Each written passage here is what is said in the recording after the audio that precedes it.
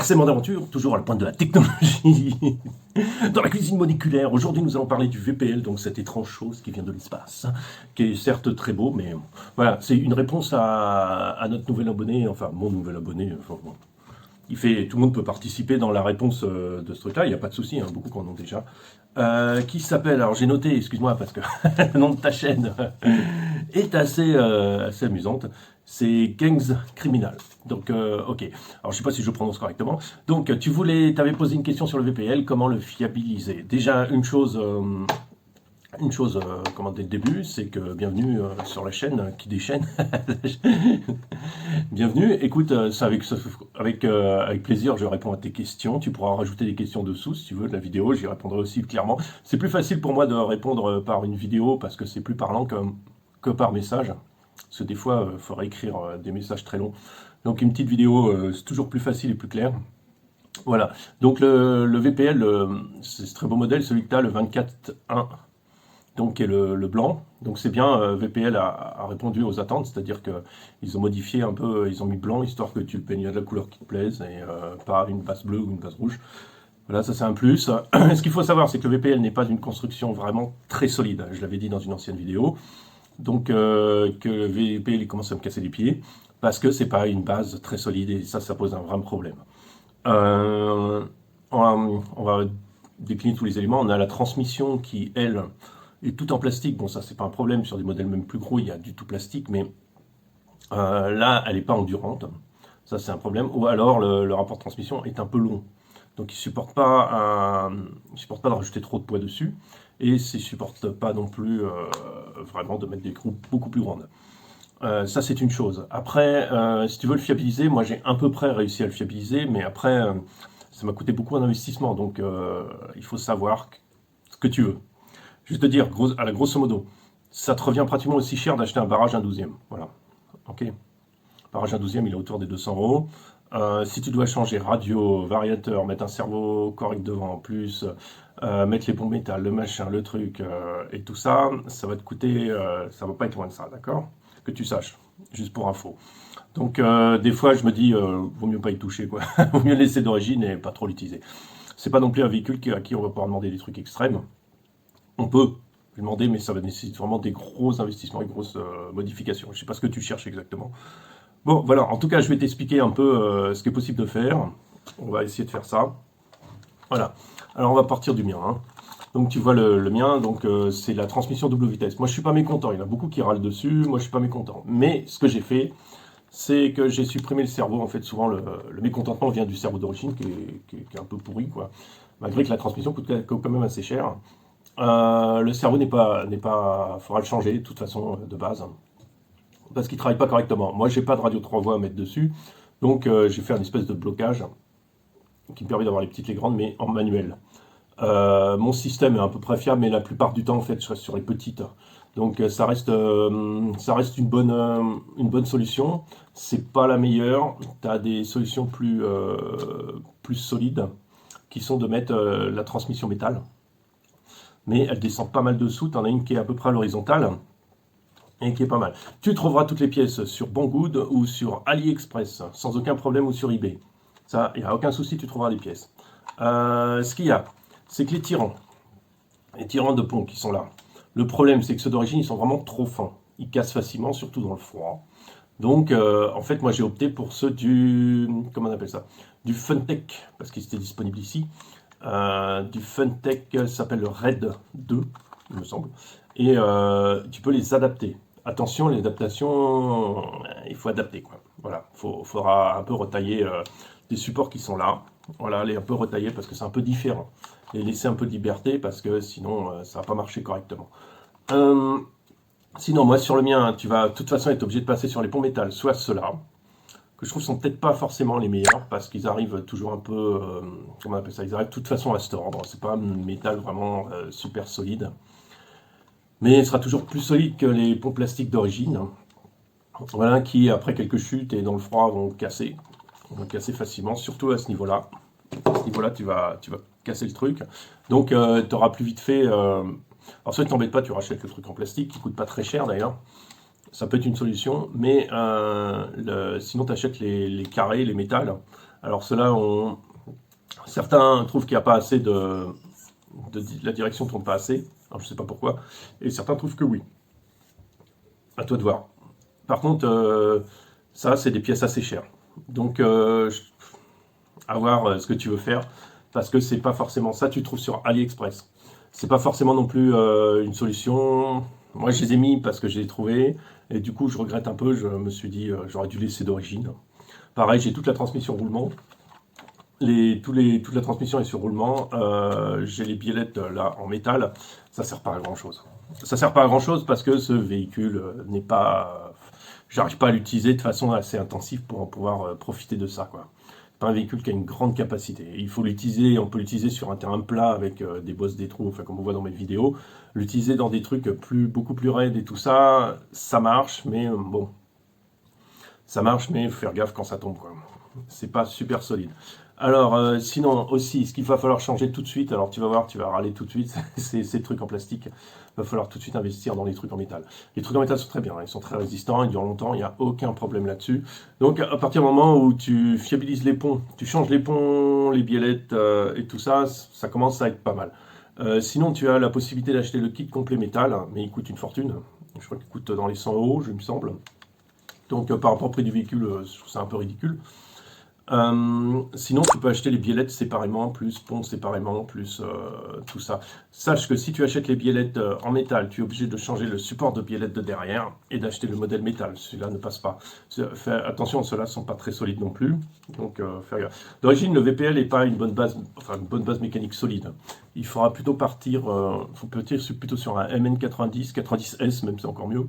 Il y a vraiment une conception beaucoup plus solide que le VPL. Et puis après, on rachète la carrosserie, vous l'adaptez dessus, et puis c'est bon. Enfin, à la limite, il vaut mieux faire comme ça, quoi, pour garder la base mécanique plus fiable. Après, les modifications qu'il ne faut pas faire. Attention. Moi, je me suis dit, tiens, j'ai vu ça sur un véhicule, mais je ne connaissais pas bien. Alors, tu as une chaîne aussi, tu as Mika de Lyon, tiens. C'est Mika de Lyon, tu vas trouver aussi, lui, il est très bien en VPL, il s'y connaît pas mal. Donc il va pouvoir aussi te renseigner ou contredire ce que je dis. Mika, si tu m'écoutes, tu peux aussi intervenir sur la vidéo si tu veux. Voilà, alors ça c'est les amortisseurs enfin les amortisseurs, les ressorts du MN90. Pas mal. Problème c'est que là-dessus, le MN90 a les ponts plus larges, ce qui fait que cela passe facilement. Si tu gardes ces ponts-là avec ces amortisseurs, ça marche pas très bien parce qu'ils ont une friction, tu n'arrives pas à les mettre droit pour que la friction soit vraiment libre. Il n'est pas assez lourd non plus pour ça. Donc ça, c'est l'option à pas mettre. Parce que sur le VPL, il s'adapte mal. Et en plus, il va te gêner. Quand tu vas tourner, tu vas te taper tout de suite dessus avec tes pneus. Ça, c'est aussi un truc à pas acheter. Ouais, c'est pas grave, les ressorts, je sais où les utiliser d'autres. Mais le reste, je ne l'utiliserai pas, je pense pas. Voilà. Qu'est-ce qu'il y a comme option encore? Voilà, moi j'avais... Ce qu'il faut aussi, au montage de ce que tu fais, c'est colle tout. Toutes les petites vis, il va falloir vraiment mettre de la petite. Parce qu'avec les vibrations du machin, tu as tendance à tout se desserrer. Qu'est-ce que je peux te montrer? Après, tu as des... Tu vois, je peux te montrer le pont plastique. Tu vois, ils sont quand même pas... C'est pas le bonheur, quoi. C'est pas super solide. Alors ça, c'est les supports alors du MN 90. Attention, les points d'ancrage sont un peu décalés vers l'extérieur, sont plus larges. Donc ils passent, mais en forçant. C'est pas une bonne chose. Voilà, donc ça, achète pas, c'est pas la bonne solution. À la limite, tu peux l'imprimer en 3D, j'en ai un d'avance. Qu'est-ce que tu as encore? Voilà, alors tu as l'option que j'ai faite, c'est d'acheter les pneus du MN90. Voilà, les roues complètes, elles coûtent rien, franchement ça coûte pas cher, hein. Franchement c'est vraiment un truc pas cher. Elles sont assez souples, moi je les ai moussées en plus et je les ai collées. Donc pourquoi mousser? Parce que je trouve que ça donne un meilleur rebond. Et collées parce que je veux pas que ça tombe dans la jante, normal. Ça tu les coûtes vraiment pas cher, ils sont pas mal du tout. Mais pas sur tous les terrains, pas sur tous les terrains. Là, si tu veux, j'ai ce sont des pneus, ce sont pas les pneus d'origine, ce sont les pneus en gomme soft, qui aussi c'est pas cher, hein, et ils sont retaillés.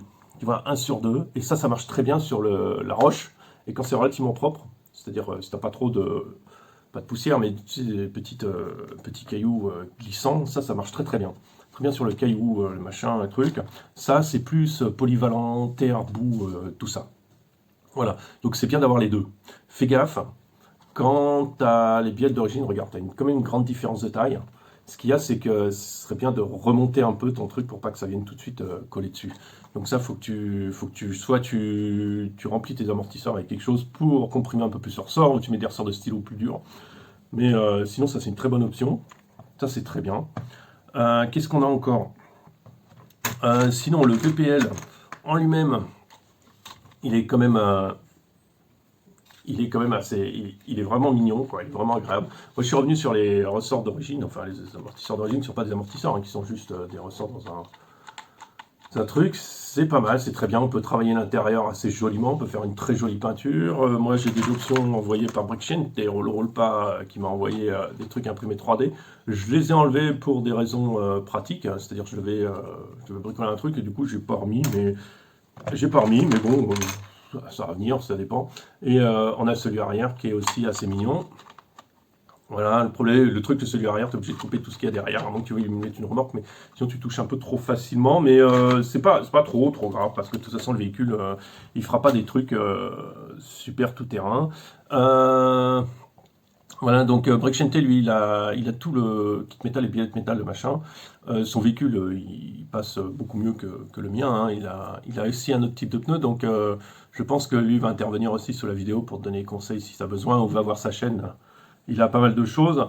Ce qu'il y a, c'est que moi, je conseille de ne pas prendre le VPL, en fait. Il est très mignon, mais je conseille de partir plutôt sur le MN90.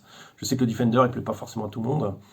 Moi non plus, il plaît pas tellement. Enfin, on peut en faire quelque chose de beau aussi, hein, pas de problème. Mais, au niveau du design, celui-là est beaucoup plus mignon, quoi. Et,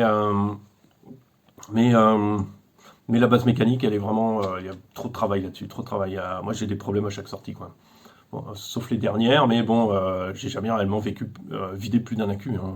Donc 3/4 d'heure, j'ai jamais fait plus de 3/4 d'heure d'un coup, quoi. J'ai toujours eu des problèmes avant. Quasiment, pour te dire, hein. La base mécanique n'est pas excellente.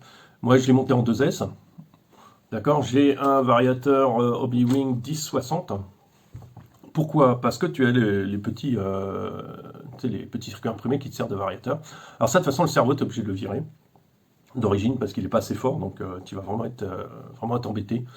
Le variateur qu'il y a d'origine, ça va, ça fonctionne bien avec le moteur, c'est pas de souci, mais bon, comme ils sont liés au cerveau, tu es obligé de tout virer.